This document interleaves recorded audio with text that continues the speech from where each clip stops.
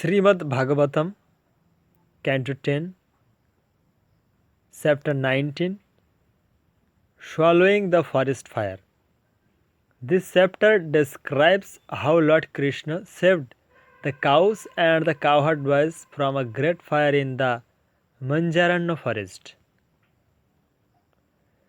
Shukadev Goswami said, while the cowherd boys were completely absorbed in flaying, their cows wandered far away.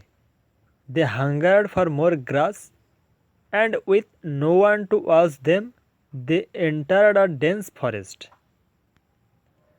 Passing from one part of the great forest to another, the goats, cows, and buffalo eventually entered an area overgrown with sharp canes.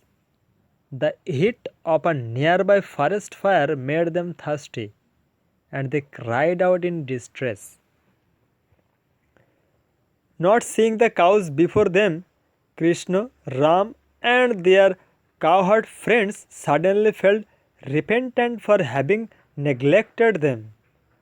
The boys searched all around but could not discover where they had gone.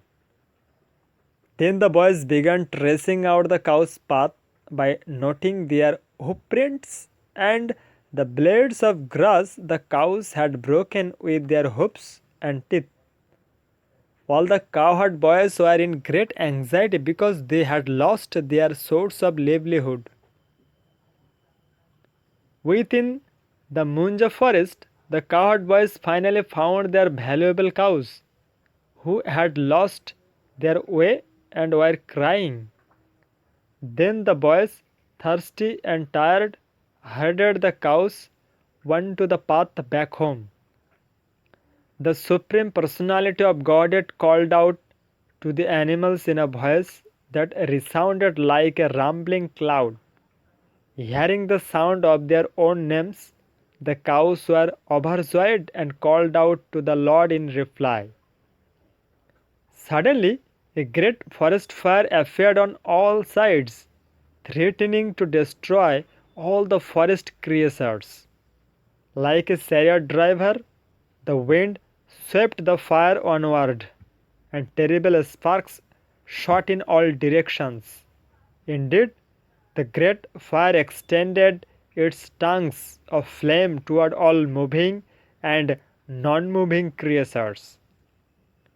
As the cows and cowherd boys stared at the forest fire attacking them on all sides, they became fearful. The boys then approached Krishna and Balaram for shelter, just as those who are disturbed by fear of death approach the Supreme Personality of Godhead. The boys addressed them as follows. The cowherd boy said, O Krishna, Krishna, most powerful one, O Ram, you whose promise never fails, please save your devotees, who are about to be burned by this forest fire and have come to take shelter of you. Krishna, certainly your own friends should not be destroyed. O knower of the nature of all things, we have accepted you as our Lord, and we are souls surrendered unto you. Shukadev Goswami said, hearing these pitiful words from his friends, the Supreme Lord Krishna told them, just close your eyes and do not be afraid. Alright? The boys replied and immediately closed their eyes.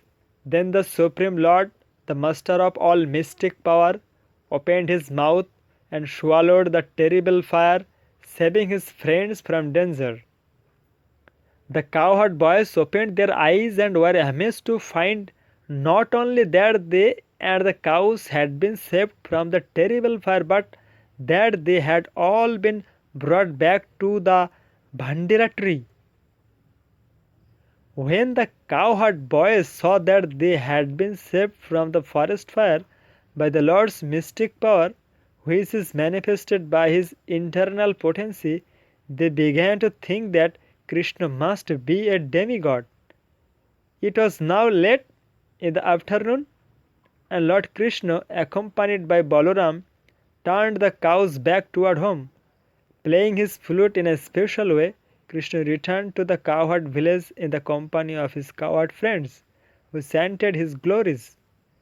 The young gopis took the greatest pleasure in seeing Govinda come home, since for them even a moment without his association seemed like 100 ages.